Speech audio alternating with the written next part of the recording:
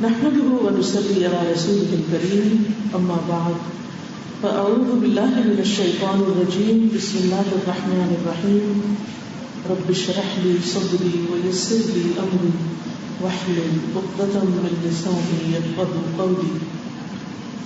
آج کی میری گفتگو کا موضوع ہے اللہ کے چہرے کی خاطر. اللہ کے چہرے کی خاطر کس کس کو اللہ سبحانہ وتعالیٰ کو دیکھنے کا شوق ہے؟ الحمدللہ ہم سب کو شوق ہے، کیونکہ جس سے محبت ہوتی اس کو دیکھنے کا شوق ہوتا ہے.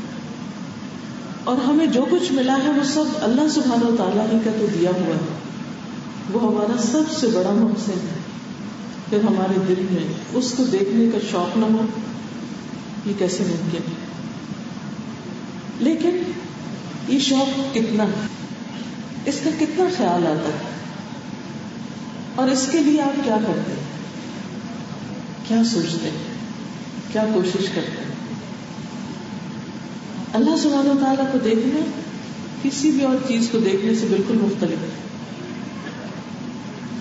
اور سب لوگ اللہ سبحانہ وتعالیٰ کو دیکھ بھی نہیں سکیں گے. اللہ تعالیٰ سب کو اپنا نہیں دکھائیں گے. خوش قسمت لوگ ہوں گے جو اس کو دیکھ پائیں گے. اگر واقعی ہم اس کو دیکھنا چاہتے ہیں تو پھر ہمیں یہ معلوم بھی ہونا چاہیے کہ اس کے چہرے کی صفات کیا ہے. اس نے اپنے چہرے کے بارے میں ہمیں کیا بتایا ہے؟ حدیث میں آتا ہے رسول اللہ صلی اللہ علیہ وسلم نے کھڑے ہو کر ہم سے 5 باتیں کہی. نمبر 1، اللہ تعالیٰ سوتا نہیں اور نہ ہی سونا اس کی شان ہے. آیت الکرسی میں بھی آتا ہے نا، لا تأخذہ سنۃ ولا نوم. دوسری بات، اللہ تعالیٰ میزان اعمال کو جھکاتا اور بلند کرتا ہے. یعنی ہمارا اعمال نامہ جو ہے جس میں تولا جائے گا میزان، اس کو جھکاتا بھی ہے اٹھاتا بھی ہے. نمبر 3، اس کی طرف رات کا عمل دن کے عمل سے پہلے اور دن کا عمل رات کے عمل سے پہلے بلند کیا جاتا ہے. یعنی آج سارے دن میں جو کچھ ہم نے کیا ہے وہ رات سے پہلے اللہ تعالیٰ کے سامنے چلا جائے گا، بلند کے لیے پیش کیا جاتا ہے. اور جو کچھ ہم رات کو کرتے ہیں وہ صبح کے آنے سے پہلے پیش کر دیا جائے گا. کبھی ہم نے سوچا کہ ہم اپنے دن اور رات میں کیا کرتے ہیں، اور خاص طور پر رات کی تنہائیوں میں کیا کرتے ہیں، اپنے موبائلز کے ساتھ کیا کرتے ہیں، اسکرین پر کیا دیکھتے ہیں. اور کسی بھی وقت جب کوئی اور نہیں ہوتا تو ہم کیا کرتے ہیں اس وقت؟ امی نہیں دیکھ رہے، شوہر نہیں دیکھ رہے، بہن بھائی نہیں دیکھ رہے، تو اس وقت ہم کیا کر رہے ہوتے ہیں تنہائی میں، خلوت میں؟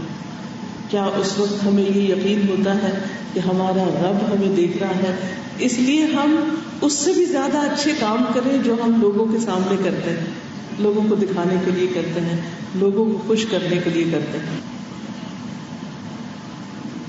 کیونکہ ہمارے اعمال اللہ تعالیٰ کے سامنے پیش کیے جاتے ہیں. جب ہم پرچہ دیتے ہیں دنیا میں کوئی، تو پرچہ دینے کے بعد ہماری کیفیت کیا ہوتی؟ جب ہم پرچہ اپنا ہینڈ اوور کر رہے ہوتے ہیں ایگزامینر کو، تو اس وقت ہماری کیفیت کیا ہوتی؟ کیا صبح اور شام ہمارے دل کی کیفیت کچھ ایسی ہوتی کہ آج کے دن میں نے کیا کیا، اپنے وقت کو کیسے استعمال کیا، میرا دن کیسا گزرا؟ کیا واقعی میرا دن ایسا ہے، میری زندگی ایسی ہے کہ وہ اللہ رب العزت کی بارگاہ میں پیش کی جائے اور وہ اس کو دیکھ کر خوش ہو جائے؟ کیا ہم دن میں کوئی ایسا کام کرنے کی کوشش کرتے ہیں جو خالصتاً اللہ کی خاطر ہو اور اس سے مقصود کسی اور انسان کی خوشی نہ ہو؟ کام کر رہے ہو تو دل میں بس یہی خیال ہے کہ جس کے لیے کر رہے ہیں وہ دیکھ رہا ہے، وہ مجھ سے راضی ہو جائے، وہ مجھ سے خوش ہو جائے. کیونکہ دنیا تو کبھی ہم سے خوش ہو بھی نہیں سکتی جس کو ہم ہر وقت خوش کرنے کی کوشش میں لگے رہتے ہیں. اور جو بات نبی صلی اللہ علیہ وسلم نے اس وقت فرمائی وہ کیا تھی؟ اور اس کا حجاب نور ہے، یعنی اللہ تعالیٰ کے چہرے کا حجاب نور ہے. پانچویں بات، اگر وہ اسے کھول دے، یعنی اگر اپنا حجاب ہٹا دے تو اس کے چہرے کی شعاعیں جہاں تک اس کی نگاہیں پہنچتی ہیں مخلوق کو جلا دے. تو اللہ سبحانہ وتعالیٰ کو مخلوق میں سے کوئی بھی دیکھ نہیں سکتا. دنیا میں تو کوئی نہیں دیکھ سکتا. ہاں قیامت کے دن دیکھیں گے جب انسان کی دیکھنے کی قوت اور صلاحیت اتنی بڑھا دی جائے گی کہ وہ دیکھ پائے. اور پھر جنت میں تو خاص طور پر جنتیوں کا انعام یہ ہوگا کہ وہ اللہ سبحانہ وتعالیٰ کے دیدار سے، اللہ کے چہرے کو دیکھنے سے جتنے خوش ہوں گے اتنی خوشی جنت کی کسی اور نعمت کو پا کر نہیں ہوگی. سب سے بڑی خوشی کی بات ہوگی. قرآن مجید میں آپ نے پڑھا ہوگا کہ موسیٰ علیہ السلام نے بھی اپنے رب کو دیکھنے کی خواہش کی تھی، اور وہ شوق ان کا اس وقت اور بڑھ گیا تھا جب انہوں نے اللہ سبحانہ وتعالیٰ کی آواز سنی، اللہ تعالیٰ کا کلام خود سنا. وَلَمَّا جَاءَ مُوسَىٰ لِمِيقَاتِنَا وَكَلَّمَهُ رَبُّهُ قَالَ رَبِّ أَرِنِي أَنظُرْ إِلَيْكَ قَالَ لَن تَرَانِي وَلَكِنِ انظُرْ إِلَى الْجَبَلِ فَإِنِ اسْتَقَرَّ مَكَانَهُ فَسَوْفَ تَرَانِي فَلَمَّا تَجَلَّىٰ رَبُّهُ لِلْجَبَلِ جَعَلَهُ دَكًّا وَخَرَّ مُوسَىٰ صَعِقًا فَلَمَّا أَفَاقَ قَالَ سُبْحَانَكَ تُبْتُ إِلَيْكَ وَأَنَا أَوَّلُ الْمُؤْمِنِينَ. اور جب موسیٰ ہمارے مقرر وقت پر آئے اور اس کے رب نے ان سے کلام کیا تو انہوں نے کہا اے میرے رب مجھے دکھا کہ میں تجھے دیکھوں. فرمایا تو مجھے ہرگز نہ دیکھ سکے گا لیکن اس پہاڑ کی طرف دیکھ. تو اگر وہ اپنی جگہ برقرار رہا تو عنقریب تو مجھے دیکھ لے گا. تو جب اس کے رب نے پہاڑ پر تجلی کی تو اسے ریزہ ریزہ کر دیا. پہاڑ کتنا سخت ہوتا ہے پہاڑ. تو وہ پہاڑ کیسے ہو گیا جیسے مٹی کی دھول ہو، اور موسیٰ بے ہوش ہو کر گر پڑے. پھر جب انہیں ہوش آیا تو انہوں نے کہا پاک ہے تو، میں نے تیری طرف توبہ کی اور میں ایمان لانے والوں میں سب سے پہلا ہوں، یعنی بن دیکھے ایمان لاؤں. حضرت انس کہتے ہیں کہ نبی صلی اللہ علیہ وسلم نے اس آیت کی تفسیر میں فرمایا فَلَمَّا تَجَلَّىٰ رَبُّهُ لِلْجَبَلِ جَعَلَهُ دَكًّا کہ چھنگلیا ہوتا ہے چھوٹی ہوتی، چھنگلیا کے ایک کنارے بالکل آگے کا حصہ کنارہ اس کے برابر تجلی ظاہر ہوئی اور پہاڑ دھنس گیا اور موسیٰ علیہ السلام بے ہوش ہو گئے. آپ نے اپنے ہاتھ کی نصف خنصر انگلی کے ساتھ اشارہ فرمایا. نبی صلی اللہ علیہ وسلم نے اللہ تعالیٰ کے اس فرمان کی تفسیر میں یہ بھی فرمایا کہ چھنگلیا کے ایک کنارے کے برابر تجلی ظاہر ہوئی اور پہاڑ دھنس گیا. تھوڑا سا ہی نور تھا، اس سے پہاڑ یا جو تجلی تھی اس سے پہاڑ اپنی جگہ برقرار نہ رہ سکا. تو پہاڑ جیسی مضبوط چیز اگر اپنی جگہ نہیں رہ سکتی تو دنیا میں انسان اللہ سبحانہ وتعالیٰ کو نہیں دیکھ سکتا، برداشت ہی نہیں کر سکتا اس کے جلوے کو. اس لیے کوئی اگر یہ دعویٰ کرے کہ میں نے اللہ تعالیٰ کو دیکھا ہے یا خواب میں بھی دیکھا ہے تو اس کا یہ دعویٰ سچا نہیں، کیونکہ لیس کمثلہ شیء، اس جیسی کوئی چیز ہے ہی نہیں. تو پھر کس چیز کو دیکھا آپ نے؟ انسان کا خیال ہو سکتا ہے، حقیقت نہیں. پھر یہ بھی یاد رکھیے کہ اس کے چہرے پر کبریائی کی چادر ہے. کبریائی کہتے ہیں عظمت، بڑائی کو. رسول اللہ صلی اللہ علیہ وسلم نے فرمایا جنت میں 2 باغ چاندی کے ہوں گے جن کے تمام برتن اور دوسری ساری چیزیں چاندی کی ہوں گی، اور 2 باغ سونے کے ہوں گے جن کے برتن اور دوسری ساری چیزیں سونے کی ہوں گی. اور جنت عدن میں جنتیوں کے اپنے رب کے دیدار میں کوئی چیز رکاوٹ نہ ہوگی سوائے کبریائی کی چادر کے جو اس کے چہرے پر ہوگی. یعنی جنتیوں کے لیے ہر چیز آسان ہوگی، لیکن اللہ سبحانہ وتعالیٰ کی طرف جب وہ دیکھیں گے تو اللہ تعالیٰ کے چہرے پر کبریائی کی چادر ہوگی. یہ بھی یاد رکھیے کہ 7ویں آسمان اور رب کے دیدار کے درمیان 70,000 پردے ہیں. 70,000 پردے. یہ تو آپ کو معلوم ہے نا کہ اللہ سبحانہ وتعالیٰ اپنے عرش پر ہے. بعض لوگ کہتے ہیں نا اللہ تعالیٰ ہر جگہ ہے، یہاں بھی ہے وہاں بھی ہے. نہیں، یہ اللہ تعالیٰ کی شان کے خلاف ہے یہ بات. اللہ تعالیٰ اپنے بلند ہے، اپنے عرش پر ہے. ہم کہاں رہتے ہیں؟ زمین پر رہتے ہیں. اور اس زمین کی وسعت کتنی؟ وہ بھی ہم نے نہیں دیکھی. ایک شہر سے دوسرے شہر تک جاتے ہیں تو اس میں بھی ہم تھک جاتے ہیں, گھبرا جاتے ہیں. کہاں یہ کہ پوری زمین, پورے گلوب پر ہم گھومے پھرے, کسی نے بھی نہیں دیکھا پورا گلوب ہر طرف سے. اور پھر 3 حصے تو اس کے ویسے بھی پانی, تو اس سمندر کو بھی ابھی انسانوں نے ڈسکور نہیں کیا پورا. فیو پرسنٹ, شاید 25% یا 5%, اور باقی سمندر بھی انسانوں کے علم میں نہیں کہ اس کے اندر کیا کیا مخلوق ہے. صرف ایک پلانٹ زمین کے اوپر جو کچھ ہے اس کو بھی انسانوں نے نہیں دیکھا, حالانکہ زمین پوری کائنات کے مقابلے میں ریت کے ایک ذرے کے برابر بھی نہیں اس نسبت کے ساتھ. تو بہرحال یہ زمین, ہمیں اس کے اوپر آسمان کی چھت نظر آتی ہے. زمین اور آسمان کے بیچ کا فاصلہ 500 سال کی مسافت پہ, یعنی اگر کوئی 500 سال چلتا رہے تو جہاں پہنچے گا اتنا اونچا ہے آسمان. پھر ہر آسمان, ایک آسمان سے دوسرے آسمان کا فاصلہ 500 سال, پھر اگلا آسمان 500 سال. اس طرح آپ دیکھیے 7 آسمان ہیں, اور پھر 7 آسمانوں کے اوپر پانی, پھر اس کے اوپر رب سبحانہ تعالیٰ کا عرش. لیکن اس حدیث سے کیا پتہ چلتا ہے کہ 7ویں آسمان اور رب کے درمیان 70,000 پردے ہیں. اللہ سبحانہ تعالیٰ عرش پر ہے. تو یہ آسان نہیں کہ ہر کوئی اللہ تعالیٰ کو دیکھ لے یا اس کا کوئی دعویٰ کرے.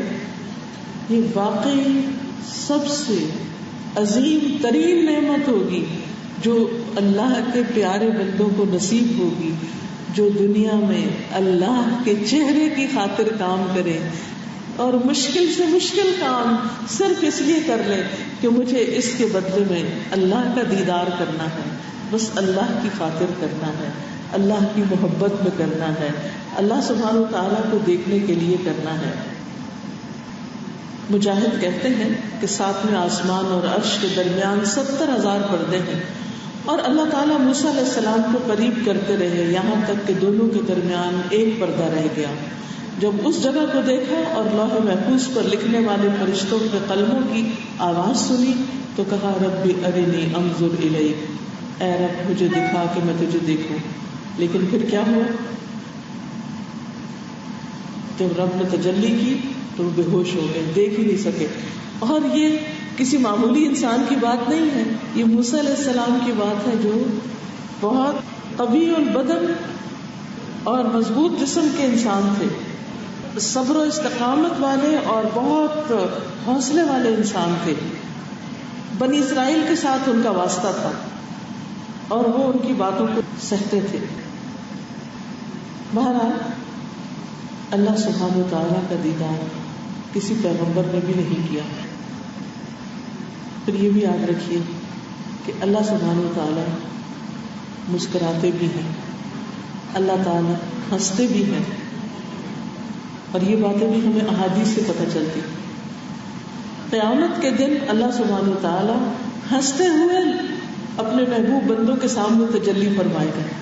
یعنی جب اللہ تعالیٰ اپنے بندوں کو دیکھیں گے تو اللہ تعالیٰ ہنس رہے ہوں گے.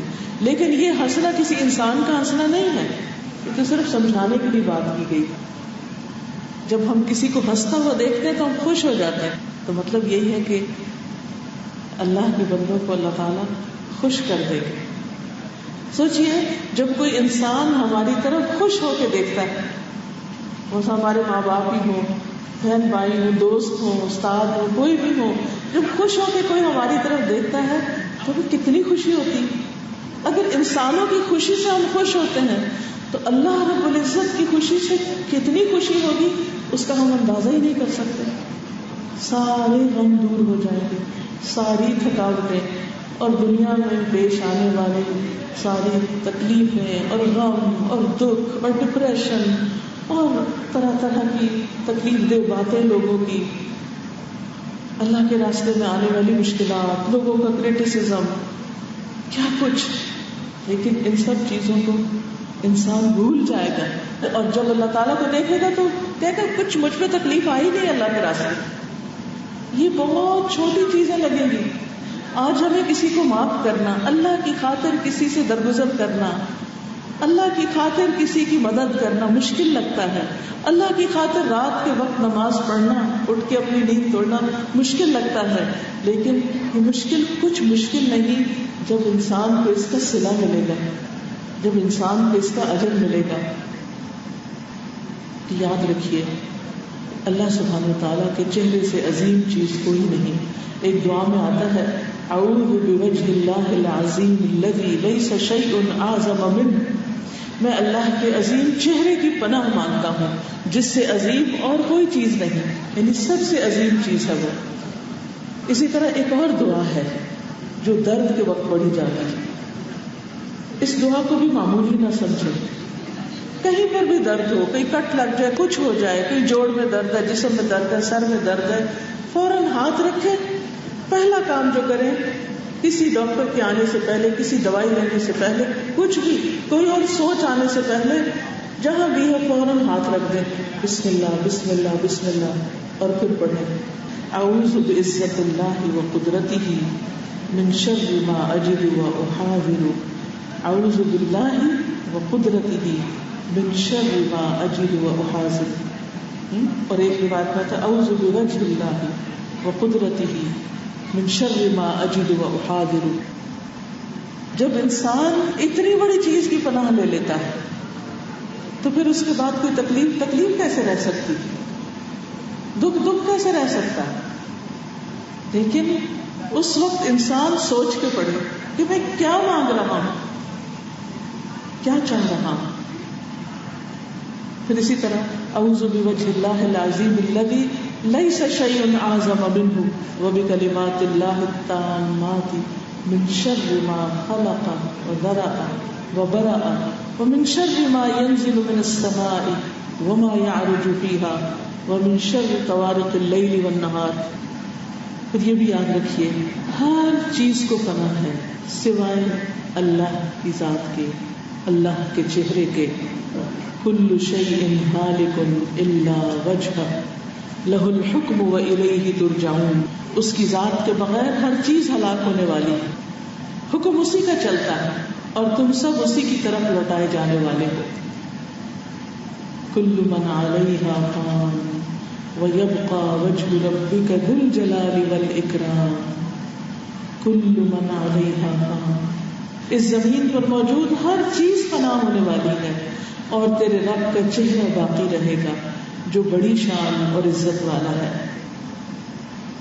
اور پھر ہم دیکھیں کہ ابھی تو ہم نے اللہ کو نہیں دیکھا اور اس کی عبادت کرتے ہیں اور اس کے آگے کھڑے ہوتے ہیں. جب نماز میں کھڑے ہوتے ہیں خاص طور پر ہاتھ باندھ کر تو ہم کسی سے بات نہیں کرتے، کسی اور کی طرف دیکھتے نہیں. سوچئے کہ اگر ہم اللہ کو دیکھ لیں تو ہماری عبادت کی خوبصورتی کتنی زیادہ بڑھ جائے.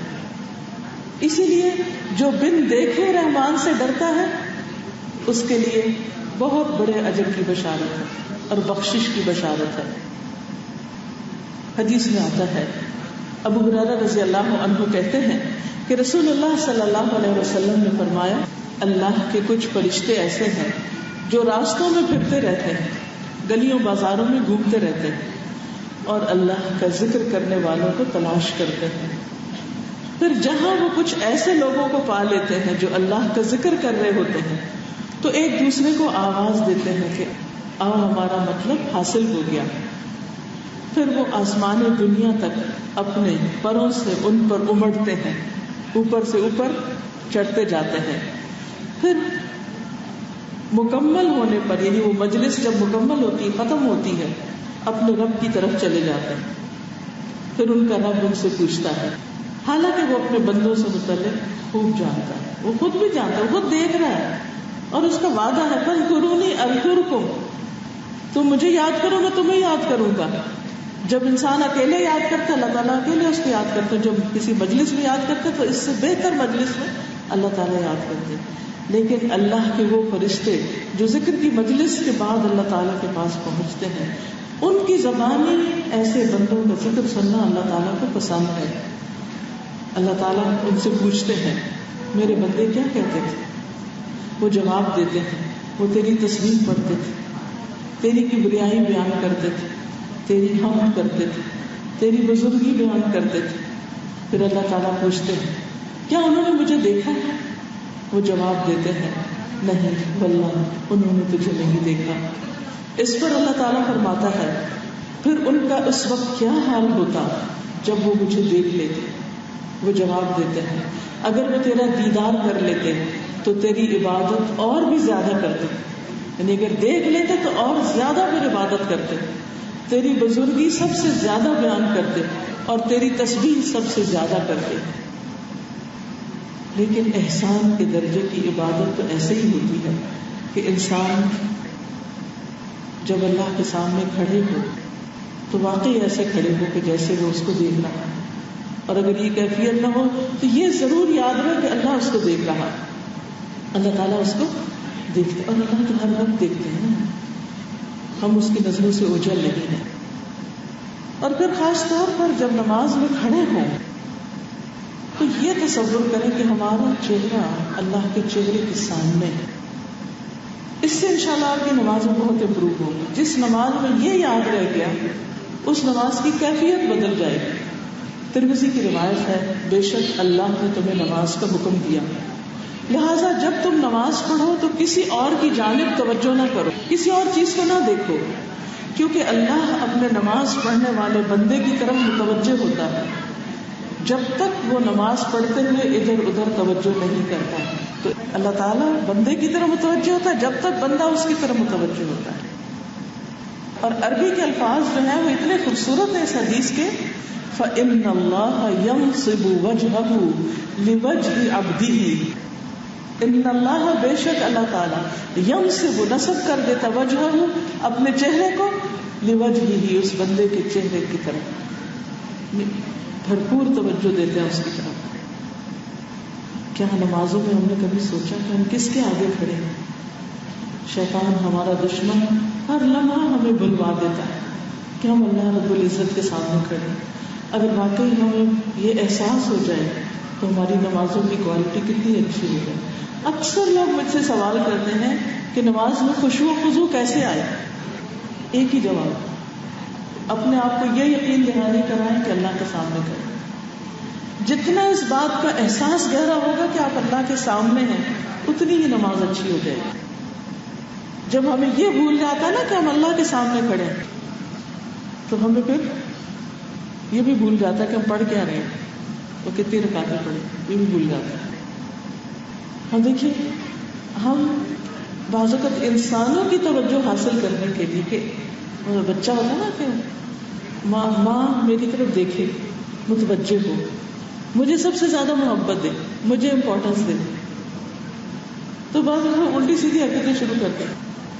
اور کچھ بچے تو بہت ہی اٹینشن سیکر ہوتے ہیں، لیکن ہماری یہ اٹینشن حاصل کرنے کی جو خواہش ہے صرف بندوں سے. ہم کب چاہتے ہیں اور کتنا چاہتے ہیں کہ ہم اللہ سبحانہ وتعالیٰ کی طرف اتنے متوجہ ہوں کہ اللہ تعالیٰ ہماری طرف بھی بھرپور طریقے سے متوجہ ہو جائے. پھر آپ دیکھیے کہ جو لوگ اپنے رب کو دیکھیں گے ان کے چہرے بہت تر و تازہ ہوں گے. قیامت کے دن وجوہ یومئذ ناظرہ الی ربہا ناظرہ، کچھ چہرے اس دن تر و تازہ ہوں گے، خوش ہوں گے، فریش ہوں گے. کس لیے؟ الی ربہا ناظرہ، اپنے رب کی طرف دیکھ رہے ہوں گے. نہ صرف یہ کہ انسان کے لیے ایک بہت بڑی خوشی کی بات ہے، بلکہ یہ خوشی صرف اس کے دل تک نہیں رہے گی، یہ خوشی اس کے چہرے سے بھی عیاں ہوگی. بالکل ایسے ہی ہوتا ہے نا کہ دنیا میں بھی جب آپ کسی ایسی چیز کو دیکھتے ہیں جس کو دیکھ کے آپ خوش ہو رہے ہیں تو آپ کے چہرے سے وہ خوشی ٹپکنے لگتی. عام لوگوں کا تو پتہ ہی کیا حال ہے کہ نبی صلی اللہ علیہ وسلم کے بارے میں یہ آتا ہے کہ جب آپ خوش ہوتے تھے تو آپ کا چہرہ 14ویں رات کے چاند کی طرح چمکنے لگتا تھا، اتنا خوبصورت ہو جاتا تھا. کیونکہ خوشی سے ایک معمولی شکل و صورت کا انسان بھی بڑا خوبصورت لگنے لگتا ہے. اور انتہائی خوبصورت انسان بھی جب منہ بنا کے بات کرتا ہے، مسکراتا نہیں ہے، ووڈن فیس کے ساتھ لوگوں سے معاملہ کرتا ہے، جیسے لکڑی کا کوئی بت ہو تو وہ دوسروں کو بھی تکلیف دیتا ہے اور وہ انسان خود بھی بدنما لگنے لگتا ہے. انسان کا حسن اس کی مسکراہٹ ہے. اور یہ اللہ نے سب کو دے رکھی ہے لیکن ہم اس کو بھی خرچ نہیں کرتے. پھر اسی طرح آپ دیکھیے کہ جب انسان اللہ تعالیٰ کو دیکھے گا تو اللہ تعالیٰ کو دیکھنے میں کوئی چیز حائل نہ ہوگی، صاف صاف انسان دیکھ پائے گا. اور خاص طور پر جب اللہ تعالیٰ اپنے مقرب بندوں کو، انبیاء کو، صدیقین کو، شہداء کو ہر جمعے کے دن اپنا دیدار کروائیں گے تو ان لوگوں کا حسن اور بڑھ جائے گا. جب وہ اپنے گھر والوں کے پاس پہنچیں گے تو کہیں گے کہ تم لوگ جب گئے تھے واپسی پر اس سے بھی زیادہ خوبصورت ہو گئے. اور یہ سب کچھ کیوں ہوگا؟ اللہ سبحانہ تعالیٰ کے دیدار کی وجہ سے. اس میں آپ دیکھیے کہ ایک طویل حدیث ہے جس میں اللہ تعالیٰ کے دیدار کی بات آتی ہے.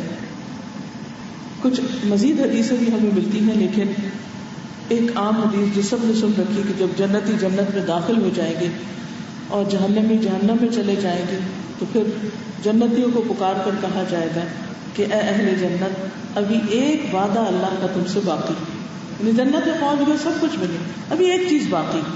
وہ کہیں گے کہ کیا ہے وہ چیز؟ ہمارے میزان بھاری کر دیے گئے، ہمارے اعمال نامے ہمارے دائیں ہاتھوں میں دے دیے گئے، ہمیں جہنم سے بچا کر جنت میں داخل کر دیا گیا. اس کے جواب میں حجاب اٹھا دیا جائے گا اور اللہ تعالیٰ ان کے لیے تجلی فرمائے گا. اور جب لوگ اللہ کو دیکھیں گے تو باقی ساری نعمتیں بھول جائیں گے. انہیں اس سے زیادہ پیاری کوئی اور چیز نہیں ہوگی، سب سے زیادہ محبوب یہی چیز ہوگی. لیکن سوچئے کہ کیا واقعی ہمیں اب اللہ کو دیکھنے کا اتنا ہی شوق ہے؟ کیا اب بھی وہ ہماری سب سے زیادہ محبوب چیز ہے، سب سے بڑی تمنا اور سب سے بڑی خواہش؟ کتنے لوگ ہیں اگر آپ ان سے پوچھیں کہ آپ کی سب سے بڑی خواہش کیا ہے، سب سے بڑی تمنا کیا ہے، تو وہ کیا جواب دیں گے؟ کوئی آخرت کی بات کریں گے، کوئی جنت کی بات کریں گے، اللہ کے دیدار کی بات کریں گے؟ نہیں، اس لیے کہ سوچتے نہیں ہے نا، وہ ہم نے اپنے دل پہ لی نہیں وہ بات، تو پھر یہ بات کریں گے کیوں؟ بہرحال وہ کیا منظر ہوگا، وہ کون سا دن ہوگا، وہ کون سی جگہ ہوگی جہاں اللہ سبحانہ تعالیٰ اپنے محبوب بندوں کو جمع کرے گی. حدیث میں آتا ہے، انس بن مالک کہتے ہیں کہ رسول اللہ صلی اللہ علیہ وسلم فرماتے ہیں کہ میرے پاس جبریل علیہ السلام آئے، ان کے ہاتھ میں سفید شیشہ تھا، سفید شیشہ جس پر ایک سیاہ نقطہ اور دھبا تھا. میں نے کہا اے جبریل یہ کیا ہے؟ انہوں نے کہا یہ جمعہ کا دن ہے. میں نے کہا کہ یہ اس میں سیاہ دھبا کیا ہے، سیاہ ڈاٹ کیا ہے؟ انہوں نے کہا یہ وہ گھڑی ہے جب قیامت آئے گی، کیونکہ جمعے کے دن قیامت آئے گی اور جمعہ کا دن ہمارے دنوں میں سب سے افضل دن ہے، دنوں کا سردار ہے جمعہ کا دن، اور اسے ہم قیامت کے دن یوم المزید کے نام سے پکاریں گے. یہ کس نے کہا؟ جبریل علیہ السلام نے نبی صلی اللہ علیہ وسلم کو بتایا. تو نبی صلی اللہ علیہ وسلم نے فرمایا تم اسے یوم المزید کے نام سے کیوں پکارو گے؟ انہوں نے فرمایا آپ کے رب نے جنت میں ایک وادی بنائی ہے، وادی کہتے ہیں ویلی کو، ایک وادی بنائی ہے جو سفید مسک سے بھی زیادہ خوشبودار ہے، وائٹ مسک سے زیادہ خوشبودار ہے. بس جب جمعہ کا دن ہوگا، یعنی جنت میں جب جمعہ کا دن ہوا کرے گا تو اللہ تعالیٰ اعلیٰ علیین سے اپنی کرسی پر نزول فرمائیں گے. پھر کرسی کے ارد گرد نور کے منبر ہوں گے جو نہایت عالی شان ہوں گے. ہم امیجن کرتے جائیں، نبی آئیں گے یہاں تک کہ اس پر بیٹھ جائیں گے، اس پر نور کے ممبروں پر. پھر اللہ تعالیٰ ممبروں کے ارد گرد سونے کی کرسیاں ڈالیں گے. صدیق اور شہداء آئیں گے یہاں تک کہ وہ ان پر بیٹھ جائیں گے. پھر دوسرے اہل جنت آئیں گے یہاں تک کہ وہ ٹیلوں پر بیٹھ جائیں گے. ٹھیک ہے، یعنی ہر ایک کے درجے میں مقام ہے. کچھ لوگ صوفے میں بیٹھے ہوئے، کچھ کرسیوں میں بیٹھے ہوئے، کچھ کہیں اور بیٹھے ہوئے ہیں، تو ہر ایک کا ایک مقام اور ایک جگہ ہے.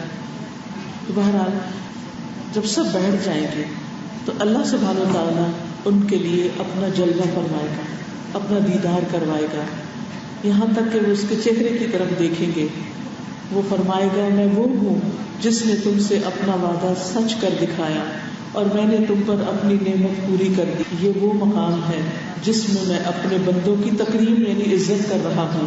سو تم مجھ سے مانگ لو. چنانچہ وہ سوال کریں گے کہ اے اللہ تو ہم سے راضی ہو جا. اس لیے کہ دنیا میں بھی مومن کی سب سے بڑی تمنا اور خواہش کیا ہوتی ہے کہ ہمارا رب ہم سے راضی ہو جائے, اللہ ہم سے راضی ہو جائے. ان کو اس چیز کی فکر لگی رہتی ہے, بھڑکا لگا رہتا ہے کہ کہیں وہ ناراض نہ ہو. اللہ تعالیٰ فرمائے گا میں راضی ہوں, تو اسی وجہ سے میری رضا نے تمہیں میرے گھر میں اتارا ہے, اسی وجہ سے تو یہاں آ کے بیٹھے ہو کہ میں راضی ہوں اور تمہیں عزت دی ہے. میں راضی ہوں, تم مجھ سے کچھ اور مانگ لو. چنانچہ وہ اس سے مانگیں گے حتیٰ کہ ان کی خواہش ختم ہو جائے گی, کچھ اور مانگنے کو ہوگا ہی نہیں. یہی وجہ ہے کہ انسان کی خواہش صرف جنت میں جا کے پوری ہو سکتی, دنیا میں نہیں ہو سکتی. دنیا میں انسان راضی نہیں ہو سکتا. تو وہ اس وقت ان کے لیے وہ کچھ کھولے گا جسے کسی آنکھ نے نہیں دیکھا, کسی کان نے نہیں سنا, کسی انسان کے دل پر ایسا گزر نہیں ہوا. اور یہ اتنے وقت میں ہوگا جتنا وقت میں جمعہ کے دن لوگ واپس آتے ہیں. پھر اللہ تعالیٰ اپنی کرسی پر تشریف رکھیں گے اور اس کے ساتھ شہداء اور صدیق بھی چڑھیں گے. بالا خانوں والے اپنے بالا خانوں میں واپس چلے جائیں گے. وہ سفید موتی کے ہوں گے, یعنی ان کے اوپر والے گھر سفید موتی کے ہوں گے جن میں کوئی دراڑ اور کوئی عیب نہیں ہوگا. اب سوچئے کہ 1 پیس ہاؤس جس میں کوئی پیچ نہیں, کوئی جوڑ نہیں, کوئی دراڑ نہیں, کوئی کٹ نہیں, کچھ نہیں. اور نبی صلی اللہ علیہ وسلم نے بھی بتایا کہ جو اونچے درجے والے لوگ ہوں گے ان کا گھر ایسے نظر آئے گا جیسے تمہیں زمین سے وہ مارننگ سٹار نظر آتا ہے. طلوع فجر سے پہلے اور غروب آفتاب کے بعد جب غروب کے وقت ہوتا ہے نا, خاص ستارہ چاند کے آس پاس نظر آتا ہے. اسی طرح ان لوگوں کے گھر جو اوپر کے درجات والے ہوں گے وہ دور چمکتے موتی کی طرح ہوں گے, چمکتے ستارے کی طرح. تو ایسے لوگوں کے گھر کیسے ہوں گے؟ موتی جیسے, اور اس کے اندر کوئی دراڑ نہیں. ایک اور حدیث سے پتہ چلتا ہے خولدار موتی, یعنی اندر سے خالی ہوگا لیکن اوپر سے اتنا چمکدار ہوگا. یا پھر سرخ یاقوت کے گھر ہوں گے یا سبز زبرجد کے گھر ہوں گے, ان میں سے ہی اس کے بالا خانے اور کمرے اور دروازے ہوں گے. اس میں نہریں جاری ہوں گی اندر ہی, اس میں اس کے پھل اور میوے جھکے ہوئے ہوں گے, لٹک رہے ہوں گے. اس میں ان کی بیویاں اور خدمت گزار ہوں گے.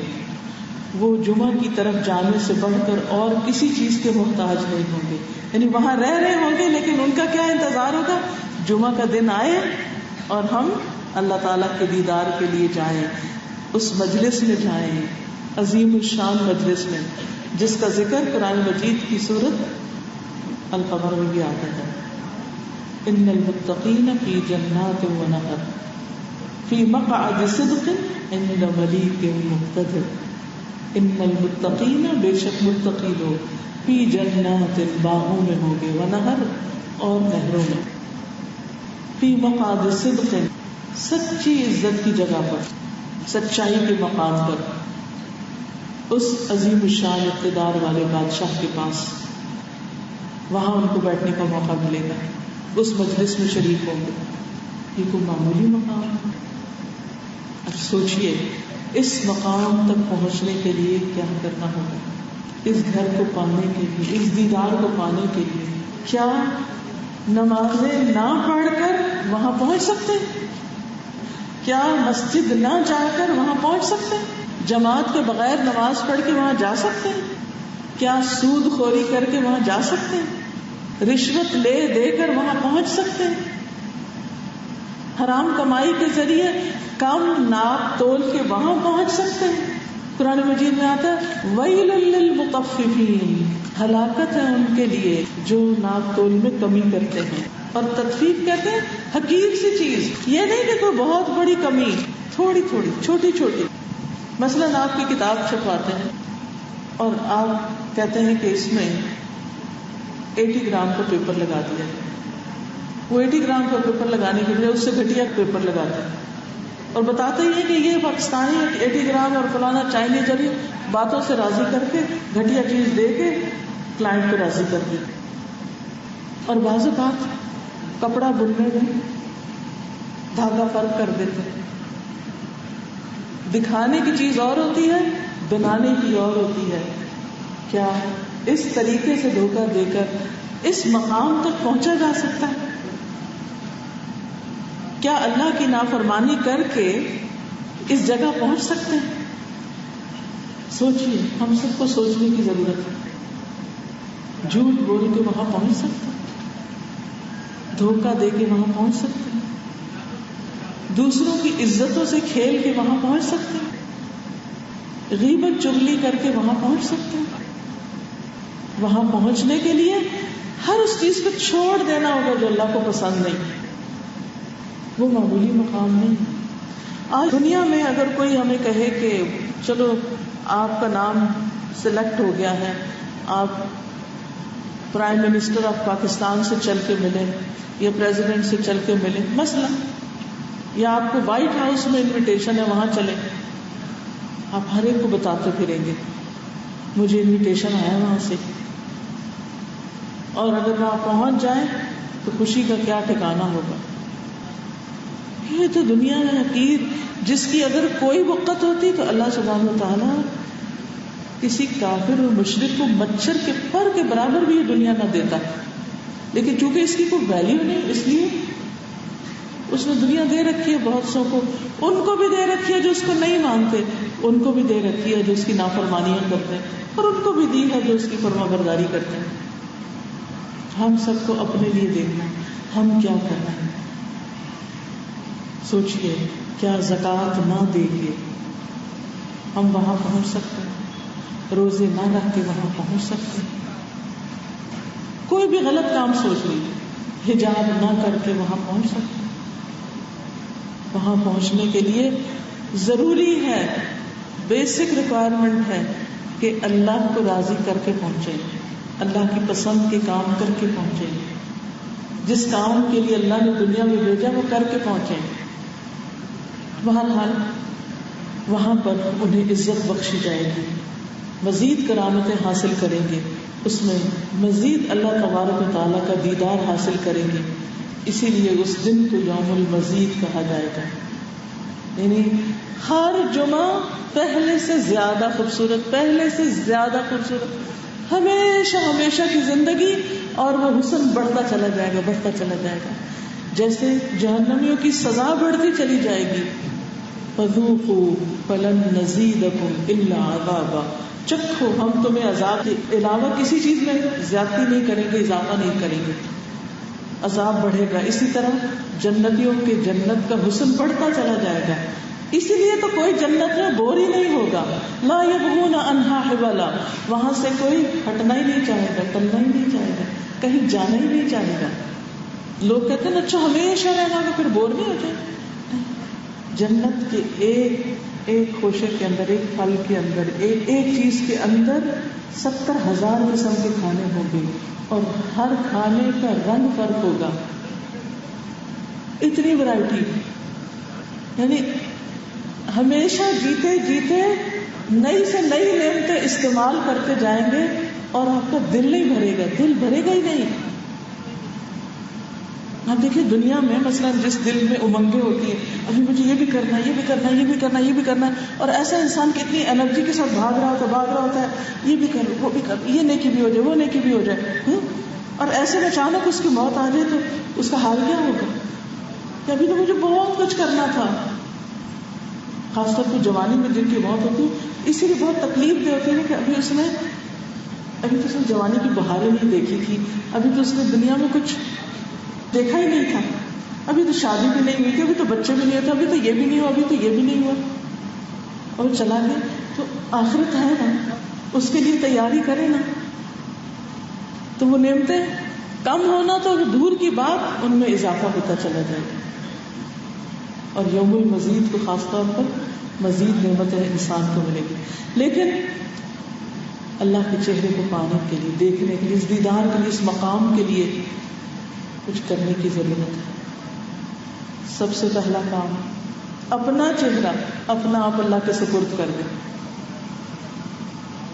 اللہ کے آگے جھک جائیں, نماز کے لیے بلا ہوا ہے جھک جائیں, کسی دکھی کی پکار آئے اللہ کی خاطر چل پڑے, نیکی کا کوئی موقع آئے جھک جائیں. ابراہیم علیہ السلام نے کیا کہا, اذ قال له ربه اسلم قال اسلمت لرب العالمین. اور اسلام ہے بھی اسی چیز کا نام. نبی صلی اللہ علیہ وسلم نے فرمایا, مسلم احمد کی روایت ہے, الاسلام ان تسلم وجهك للہ, اسلام یہ ہے کہ تم اپنے چہرے کو اللہ کے سپرد کر دو کہ اللہ میرا سب کچھ آپ کے لیے. انی وجہت وجہی للذی فطر السماوات والارض حنیفا وما انا من المشرکین. بے شک میں نے اپنا چہرہ اس کی طرف متوجہ کر لیا جس نے آسمانوں اور زمین کو پیدا کیا, اور یکسو ہو کر, یعنی ایک اللہ کی طرف یکسو ہو کر, اور میں مشرکوں میں سے نہیں ہوں. ہمیں اپنا دل, اپنا چہرہ, اپنی نگاہ, اپنا سب کچھ اللہ کی مرضی کے تابع کرنا ہوگا. ومن احسن دینا ممن اسلم وجهه للہ وهو محسن واتبع ملة ابراہیم حنیفا واتخذ اللہ ابراہیم خلیلا.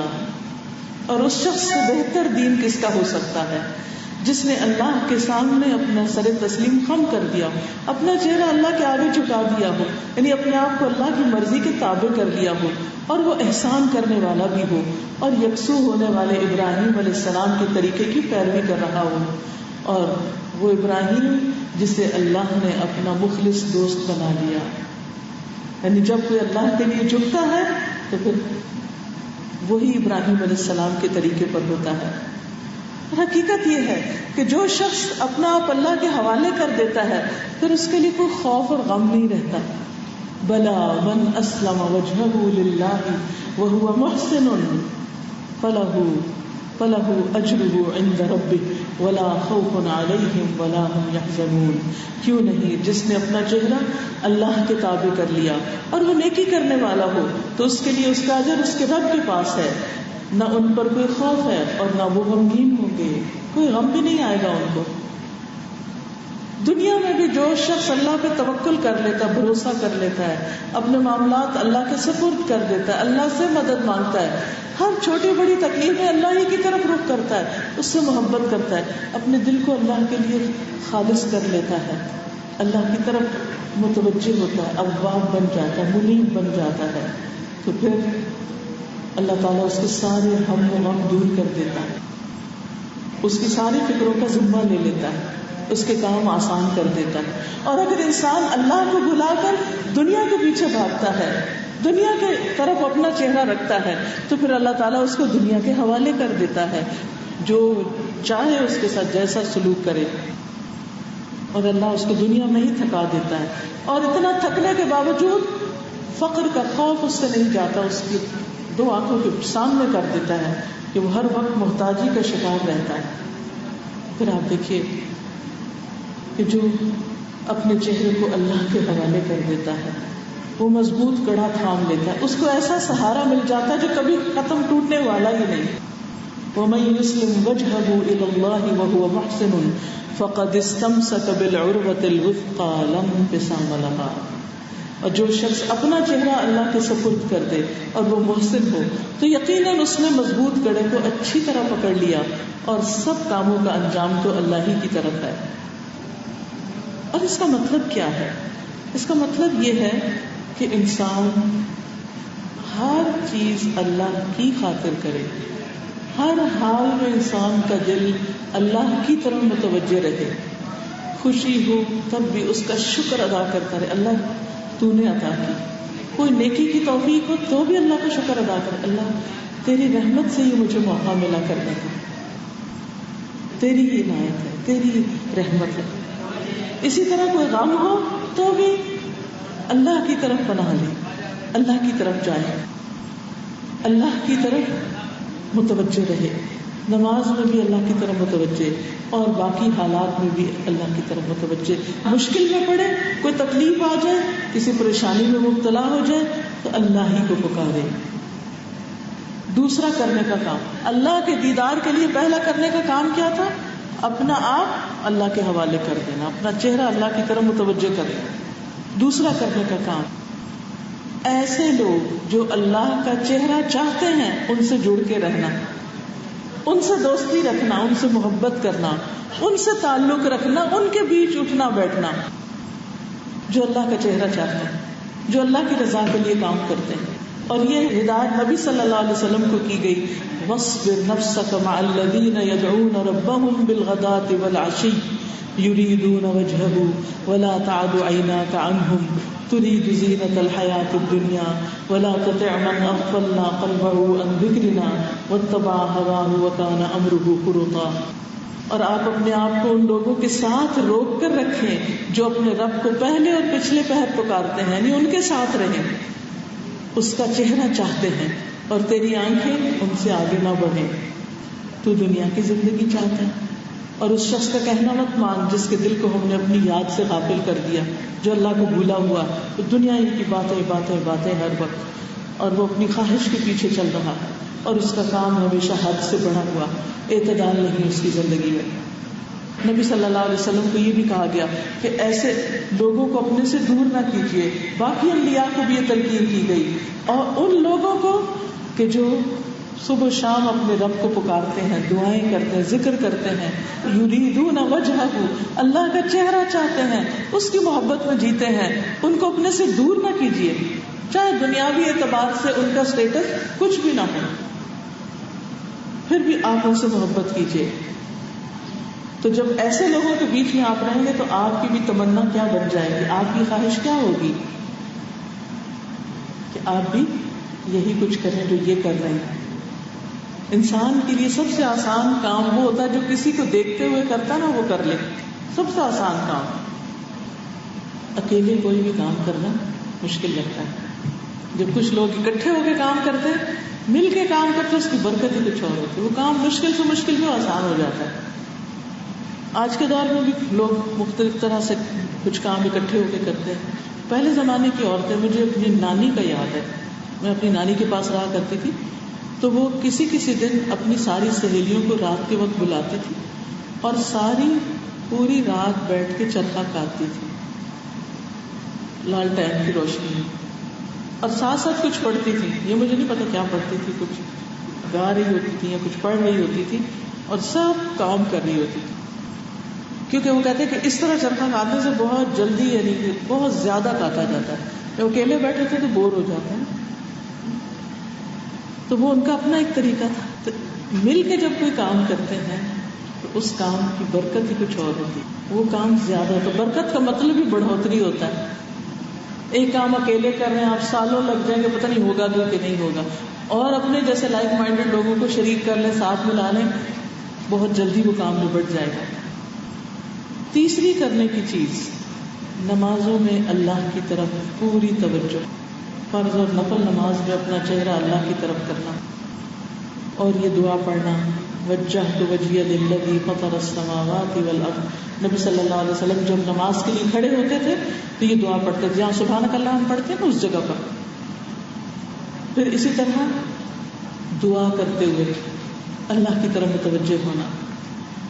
رسول اللہ صلی اللہ علیہ وسلم نے فرمایا, جو مسلمان اپنا چہرہ اللہ عز و جل کے سامنے گاڑ کر کسی چیز کا سوال کرتا ہے, بالکل فوکس ہو کے, اللہ تعالیٰ اسے وہ چیز ضرور عطا کرتا ہے, خواہ جلدی دے یا دیر سے دے, ذخیرہ کر لے, لیکن دیتا ضرور ہے, کیونکہ اللہ تعالیٰ غافل دل کی دعا نہیں سنتا. تو اگر آپ چاہتے ہیں کہ اللہ کے چہرے کو دیکھ سکیں تو پھر دنیا میں دعائیں مانگیں اس کے لیے پوری توجہ کے ساتھ. پھر قربانی, وہ بھی اللہ کی خاطر. اس وقت بھی ہم یہی دعا پڑھتے ہیں, انی وجہت وجہی للہ الذی فطر السماوات والارض. پھر سوتے وقت اپنا چہرہ اللہ کے سپرد کرنا, اللہم اسلمت نفسی الیک. نبی صلی اللہ علیہ وسلم اپنی داہنی کروٹ لیٹ کر یہ دعا پڑھتے تھے, اللہم اسلمت وجہی الیک اللہ میں نے اپنا چہرہ تیرے حوالے کر دیا، تیرے سپرد کر دیا. وفوضت امری الیک، اپنا معاملہ تیرے سپرد کر دیا. یاد رکھیے ہر روز سوتے وقت کوئی فکر، خیال، غم، پریشانی، دکھ، کوئی چیز جو آپ کو بودر کر رہی ہے اور سونے نہیں دے رہی، اس کو ذہن میں لائیں. ڈیلی یہ وظیفہ کریں، یعنی یہ طریقہ اختیار کریں اور سکون سے دعا مانگے. اللہ میں نے اپنا چہرہ تیرے حوالے کیا. وفوضت امری الیک، میں نے اپنا یہ معاملہ ہے جو مجھے چیز پریشان کر رہی، یہ بھی تیرے حوالے کیا، تو اس کو درست کر. جب انسان سب کچھ اللہ کے سپرد کر دیتا تو اس کا بوجھ ہلکا ہو جاتا ہے. وَأَلْجَأْتُ ظَهْرِي إِلَيْكَ رَغْبَةً وَرَهْبَةً إِلَيْكَ لَا مَلْجَأَ وَلَا مَنْجَا مِنْكَ إِلَّا إِلَيْكَ آمَنْتُ بِكِتَابِكَ الَّذِي أَنزَلْتَ وَنَبِيِّكَ الَّذِي أَرْسَلْتَ. سب کو یہ دعا زبانی یاد ہونی چاہیے، بہت ہی خوبصورت دعا. زبانی آتی ہوگی نا تو سب نیند کی حالت میں بھی پڑھ کے سوئیں گے آپ، ورنہ بھول جائیں گے. دو طریقے اور بھی ہیں یہ دعائیں پڑھنے کے. ایک ہے چھوٹی سی کتاب ہے لگا کے چھپی ہوئی ہے، سونے جاگنے کے اذکار، اس میں ساری دعائیں ہیں. بیڈ سائڈ ٹیبل کے اندر یہ کہیں رکھ لیں، پاس ہی کسی بھی قریب کی شیلف پر. سوتے وقت اس کو پڑھنا شروع کر دیں، پڑھتے پڑھتے نیند بھی آنے لگے گی اور ساری دعائیں بھی ہو جائیں گی. دوسرا، جتنے بھی آئی فونز اور اینڈرائڈ وغیرہ ہیں اس میں اپلیکیشن ڈال لیں سونے جاگنے کے آداب، تو سوتے وقت پڑھ کے پھر سو جائیں. کچھ دن پڑھتے رہیں گے تو زبانی بھی یاد ہو جائے. پھر اسی طرح اللہ کے چہرے کی پناہ مانگا کریں مختلف مشکل حالات میں، اور خاص طور پر آخرت کے عذاب سے بچنے کے لیے. اعوذ بوجہک، اعوذ بوجہک. پھر عبادات کے بعد باقی جتنے کام ہیں وہ سب بھی اللہ کا چہرہ چاہنے کے لیے کریں، کیونکہ اللہ تعالیٰ صرف وہی عمل قبول کرتا ہے جو خالص اللہ کی رضا کے لیے ہو، اور اس کے کرنے سے خالص اسی کی رضا مقصود ہو، اسی کے چہرے کا دیدار مطلوب ہو. اب یاد ہے وہ کہانی جو اکثر ماں باپ اپنے بچوں کو سناتے ہیں، میں نے بھی بچپن میں سنی تھی، میں بڑے ہو کے حدیث میں بھی پڑھی. 3 لوگ جنگل میں جا رہے تھے، اتنے میں بارش شروع ہو گئی تو وہ کہاں چلے گئے؟ غار میں. پھر کیا ہوا؟ اوپر سے پتھر آ گیا، لینڈ سلائڈنگ ہوئی اور غار کا دروازہ بند ہو گیا. اب ان کی موت یقینی ہو گئی، کیونکہ تینوں نے زور لگایا کہ پتھر ہل گیا، پتھر نہ ہلا. اب ان کے دل میں خیال آیا کہ اللہ سے دعا کرتے ہیں نیک عمل کے وسیلے سے. تو ایک نے اپنے والدین کو دودھ پلانے، رات کے وقت خدمت کرنے کی جو نیک عمل تھا اس کو وسیلہ بنایا اور کہا اللہم ان کنت تعلم انی فعلت ذلک ابتغاء وجہک فافرج عنا فرجۃ نرى منها السماء.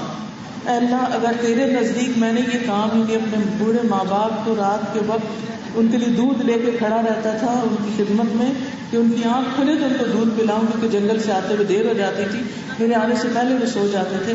اگر میں نے یہ کام صرف تیرا چہرہ چاہنے کے لیے کیا تھا تو اس چٹان کو اتنا ہٹا دے کہ ہم آسمان تو دیکھ لیں.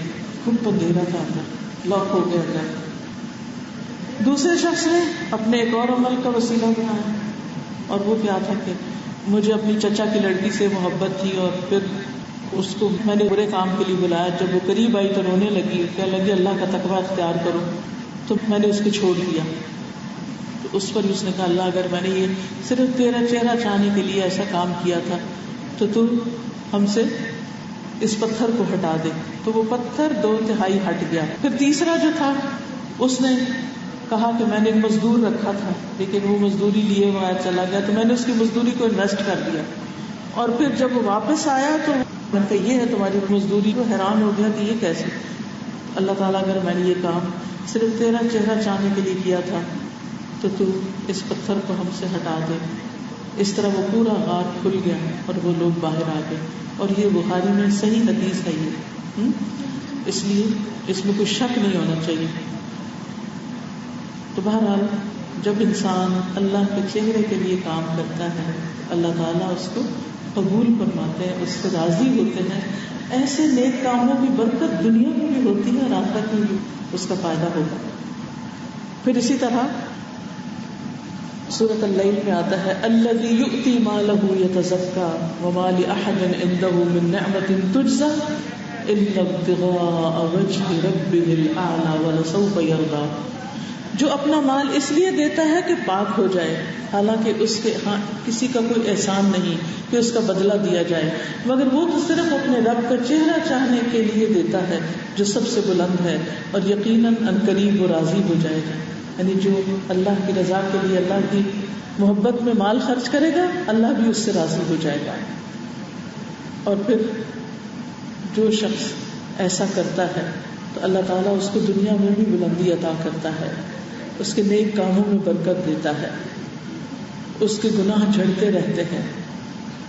اور جو شخص اللہ کے چہرے کی خاطر ایک دن روزہ رکھتا ہے اور اسی پر اس کا اختتام ہوتا ہے کہ وہ جنت میں داخل ہوگا، تو نماز بھی اللہ کے چہرے کے لیے، زکوٰۃ بھی اللہ کے چہرے کے لیے، حج بھی اللہ کے لیے، اور روزہ بھی اللہ کے لیے۔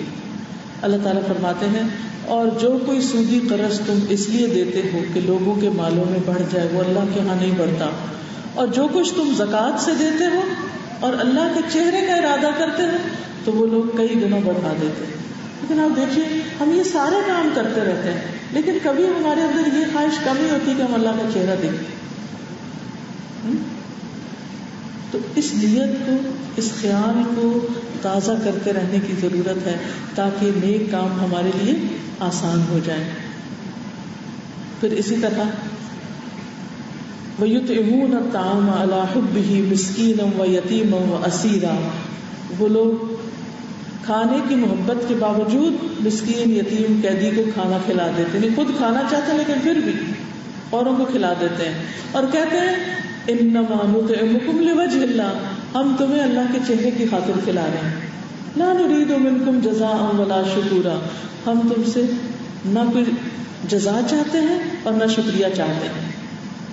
تو انسان جو کچھ دے صرف اللہ کی خاطر دے، چاہے مال خرچ کرے، چاہے زکوٰۃ دے، چاہے عام صدقات کرے، چاہے کسی غلام کو آزاد کرے۔ اسی طرح علم بھی اللہ کی خاطر حاصل کرے، جو کچھ آپ سیکھ رہے ہیں دین کے علم میں سے، اس کے پیچھے بھی نیت یہی ہونی چاہیے کہ میں اللہ کا دیدار کر سکوں۔ حدیث میں آتا ہے من تعلم علما مما يبتغى به وجه الله عز وجل لا يتعلمه الا ليصيب به عرضا من الدنيا لم يجد عرف الجنة يوم القيامة يعني ريحها، وہ علم جو اللہ کا چہرہ چاہنے کے لیے حاصل کیا جاتا ہے، جس نے اسے دنیا کا مال متاع حاصل کرنے کے لیے سیکھا، قیامت کے دن جنت کی خوشبو بھی نہ پائے۔ دین کے علم سیکھنے کا اصل مقصد کیا ہونا چاہیے کہ اللہ ہم سے خوش ہو جائے، راضی ہو جائے، کیونکہ اس کو سیکھ کے پھر ہم عمل کریں گے نا اور اللہ تعالیٰ کو خوش کریں گے۔ اسی طرح قرآن کو بھی اللہ کی خاطر پڑھنا چاہیے۔ حدیث میں آتا ہے، مسند احمد کی روایت ہے، اقرأوا القرآن وابتغوا به وجہ اللہ، یعنی قرآن پڑھو اور اس کے ذریعے اللہ کی رضا چاہو، اللہ کا چہرہ چاہو، اسی کی خاطر اس کا ذکر کرنا۔ پھر اللہ کا چہرہ چاہنے کے لیے مسجد بنانا، مسجد کی تعمیر کرنا، ہجرت کرنا، جہاد کرنا، نظر ماننا۔ نظر وہی معتبر ہے جس میں اللہ کا چہرہ چاہا گیا ہو۔ پھر صبر کرنا، یعنی ایک تو یہ کہ اچھے اچھے کام کرنا اس دیدار کو پانے کے لیے، اور دوسرا کیا ہے، اس کی وجہ سے انسان تکلیف دہ چیزوں سے بچنے کی کوشش کرے، یا صبر کرے، یا ناگوار چیزوں کو برداشت کر جائے۔ اللہ کا چہرہ چاہنے کے لیے غصہ پینا، حدیث میں آتا ہے اللہ کے نزدیک غصے کے اس گھونٹ سے زیادہ افضل گھونٹ کسی بندے نے کبھی نہ پیا ہوگا جو وہ اللہ کا چہرہ چاہنے کے لیے پیتا ہے۔ یعنی جو اپنا غصہ دبا جاتا ہے صرف اللہ کو راضی کرنے کے لیے، تو اس سے بہترین کام کوئی نہیں ہو سکتا۔ اسی طرح جو اللہ کے چہرے کی خاطر کسی کو معاف کر دیتا ہے، اللہ تعالیٰ اس کی عزت میں اضافہ فرماتا ہے، اللہ اس کا چہرہ پھر روشن کر دے گا۔ اسی طرح اپنی ذمہ داریوں کو بھی انسان اسی خاطر پورا کرے، چاہے بحیثیت والدین ہوں یا کوئی جاب ہم کر رہے ہوں یا کوئی بھی کام ہمارے ذمہ ڈالا گیا ہو۔ پھر اس کے لیے دعا بھی کرنا. وَأَسْأَلُكَ لَذَّةَ النَّظَرِ إِلَىٰ وَجْهِكَ، اے اللہ میں تیرے چہرے کو دیکھنے کی لذت کا سوال کرتا ہوں اور تجھ سے ملاقات کا شوق رکھتا ہوں. وَالشَّوْقَ إِلَىٰ لِقَائِكَ. پھر اسی طرح کچھ ایسے لوگ ہیں جن کی طرف اللہ تعالیٰ دیکھتا ہے اور اللہ تعالیٰ فرشتوں کو بھی دکھاتا ہے کہ دیکھو میرے ان بندوں کو. یعنی جب ہم اللہ کے چہرے کی خاطر کام کرتے ہیں تو اللہ تعالیٰ بھی ہماری طرف دیکھنا پسند کرتے ہیں. قیامت کے دن کچھ لوگ ایسے ہوں گے جن کی طرف اللہ تعالیٰ دیکھنا بھی نہیں چاہے گا، دیکھے گا بھی نہیں، ان کو پاک بھی نہیں کرے گا، ان کو معاف بھی نہیں کرے گا، ان سے بات بھی نہیں کرے گا. اور کچھ لوگوں کو اللہ تعالیٰ دیکھتے ہیں اور ان سے محبت کرتے ہیں. تو وہ کون خوش نصیب ہے جن کی طرف اللہ دیکھتا ہے اور فرشتوں کو بھی دکھاتا ہے. ان میں تہجد کے لیے اٹھنے والا. اللہ تعالیٰ فرماتے ہیں میرے اس بندے کو دیکھو جس نے اپنے نفس کے ساتھ سخت محنت کی ہے. میرا یہ بندہ مجھ سے جو مانگے گا میں اسے دوں گا، اس کو ملے گا. پھر نماز کا انتظار کرنے والوں کے لیے اللہ تعالیٰ آسمان کا دروازہ کھول کر دیکھتا ہے. پھر دوسروں کو ترجیح دینے والے اپنی ذات پر، دوسروں کو کھلا کے خود بھوکا رہنے والے. وہ میاں بیوی کا واقعہ آتا ہے نا مشہور کہ جنہوں نے چراغ بجھا کے بچوں کو ایسے بہلا کے سلا دیا، خود بھوکے رہے مہمان کو کھلا دیا. تو اس پر یہ آیت اتری تھی. حدیث میں آتا ہے نبی صلی اللہ علیہ وسلم فرمایا کہ تم دونوں میاں بیوی کے نیک عمل پر اللہ تعالیٰ ہنس پڑا اور اسے پسند کیا. تو اللہ تعالیٰ ایسے لوگوں کو دیکھتے ہیں اور دیکھ کر خوش ہوتے ہیں. ذکر کی جو مجلسیں ہوتی ہیں ان پر اللہ کی خاص نظر ہوتی اور اللہ تعالیٰ ان پر فخر کرتے ہیں. ایک دفعہ نبی صلی اللہ علیہ وسلم صحابہ کے ایک حلقے کی طرف جہاں بیٹھ کر وہ اللہ کو یاد کر رہے تھے اس کی طرف تشریف لے گئے. فرمایا تم لوگ یہاں کیوں بیٹھے ہو؟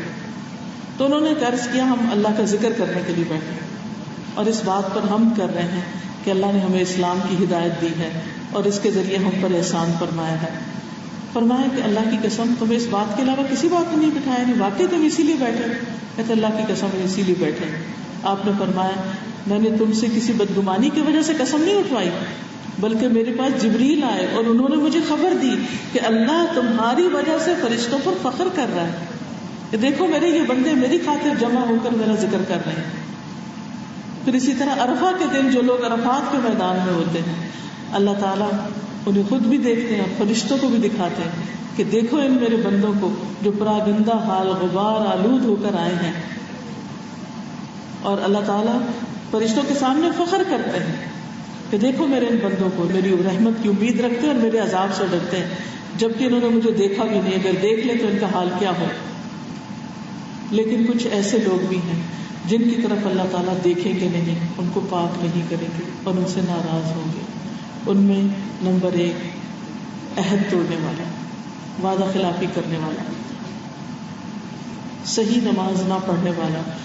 اللہ تعالیٰ اس بندے کی طرف دیکھتا بھی نہیں جس میں وہ رکوع اور سجود کے درمیان کمر سیدھی نہیں کرتا، یعنی رکوع پہ جا کے پورا اٹھتا نہیں کہ سجدے میں چلا جاتا ہے. ایسے بندے کو اللہ نہیں دیکھتے. پھر ناشکری بیوی جو شوہر کی شکر گزار نہ ہو. قیامت کے دن اللہ تعالیٰ ایسی عورت کی طرف نظر اٹھا کے بھی نہیں دیکھے گا جو اپنے شوہر کی شکر گزار نہیں ہوتی اور نہ اس سے بے نیاز ہوتی ہے. پھر بوڑھا زانی مرد اور زانی عورت قیامت کے دن اللہ تعالیٰ ان کی طرف بھی نہیں دیکھے گا. والدین کا نافرمان، والدین کا نافرمان، مردوں کی مشابہت اختیار کرنے والی عورتیں، مردوں کی طرح ڈریس اپ ہونا. اور دیوس وہ شخص ہوتا ہے خواہ کے ساتھ کہ جو اپنے گھر میں اپنی بیوی کو برا کام کرتے دیکھتا ہے، بے حیائی کرتے دیکھتا ہے اور اس کو منع نہیں کرتا. پھر اسی طرح جھوٹ بولنے والا، زائد پانی ڈوبنے والا، ٹخنوں سے نیچے کپڑے لٹکانے والا یعنی تکبر کی وجہ سے. مفلس متکبر یعنی غریب ہے لیکن تکبر کرتا ہے. ظلم سے دوسروں کی چیزیں ہتھیا لینے والا. اور اس میں آپ دیکھیے کہ ظلم سے جو دوسروں کی چیزیں ہتھیانا ہے اس کے بارے میں ایک اور حدیث بھی بہت سخت ہے کہ جو ایک بالشت بھر، صرف ایک گٹھ جس کو کہتے ہیں نا، ایک بالشت بھر کسی کی زمین پہ ناجائز قبضہ کرے گا، قیامت کے دن اللہ سبحانہ و تعالیٰ اس کی گردن میں 7 زمینوں کا توق ڈالیں گے. ناجائز قبضہ چاہے کسی یتیم کا ہو یا ویسے ہی کسی کی زمین پر اس کو کنفسکیٹ کر لینا، یہ بھی بہت بڑا جرم ہے. کہاں یہ کہ انسان ناحق ایسی جگہوں پر اپنے گھر بنا لے اور اپنی زمین اپنی دیواریں آگے بڑھا لے یا دوسرے کے ساتھ زیادتی کرے. ان سب چیزوں سے بچنے کی ضرورت ہے. اللہ سبحانہ و تعالی ہم سب پر اپنی رحمت فرمائے اور ہمیں واقعی اپنے چہرے کی طرف دیکھنا نصیب فرمائے اور اس کی لذت عطا کرے اور اپنی ملاقات کا شرف بخشے اور ہمیں اپنے پسندیدہ بندوں میں شامل کر لے اور ہمیں ہر گناہ چھوڑنے کی توفیق دے اور ہر نیکی کے کام کی طرف لپکنے کی توفیق دے. اللہ تعالیٰ آپ سب کا یہاں آنا، بیٹھنا، سننا قبول کرے اور جنہوں نے اس مجلس کا اہتمام کیا ہے انہیں بھی اس کی جزائے خیر عطا کرے اور آپ سب کے بچوں کو ہدایت عطا کرے، ان کی تکلیفوں اور بیماریوں کو، پریشانیوں کو دور فرمائے، انہیں آپ کی آنکھوں کی ٹھنڈک بنائے، انہیں متقین کا امام بنائے. اللہ تعالیٰ ہمارے دلوں کو ایمان سے بھر دے اور موت کے وقت ہمیں کلمہ نصیب ہو. اللہ تعالیٰ ہمیں جو علم ہم نے حاصل کیا اس پر عمل کرنا سکھا دے. ربنا تقبل منا انك انت السميع العليم وتب علينا انك انت التواب الرحيم وصلى الله تعالى على خير خلقه محمد وعلى آله وأصحابه وأهل بيته أجمعين برحمتك يا أرحم الراحمين. إلهي آمين. سبحانك اللهم وبحمدك أشهد أن لا إله إلا أنت أستغفرك وأتوب إليك. السلام علیکم ورحمۃ اللہ وبرکاتہ.